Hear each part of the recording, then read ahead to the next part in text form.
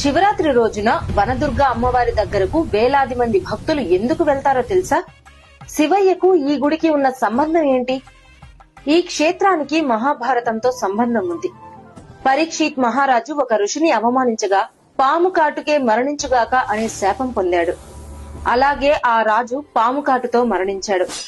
తండ్రి మరణంతో మండిపోయిన రాజకుమారుడు జనమేజయుడు ప్రపంచంలోని నాగులను నాశనం చేయడానికి సర్పయాగం ప్రారంభించాడు.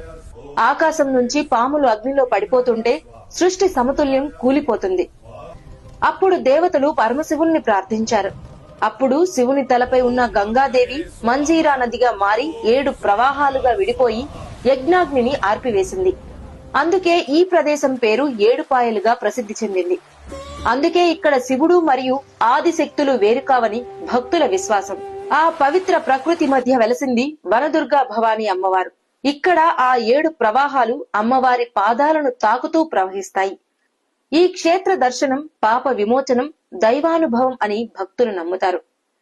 అమ్మవారిని దర్శిస్తే శివుని కృప కూడా లభిస్తుందని, శివశక్తులు ఒక్కటేనని భక్తుల విశ్వాసం. అందుకే శివరాత్రి రాత్రి ఇక్కడ జాగరణలు, దీపారాధనలు, ప్రత్యేక పూజలు ఎంతో భక్తి శ్రద్ధలతో జరుగుతాయి. మీరు శివయ్య భక్తులైతే ఓం నమ శివాయ అని కామెంట్ చేసి మా పేజీని ఫాలో అవ్వండి. ఇలాంటి పవిత్ర క్షేత్రాల దైవ కథలను మరిన్ని మీ ముందుకు తీసుకొస్తాం.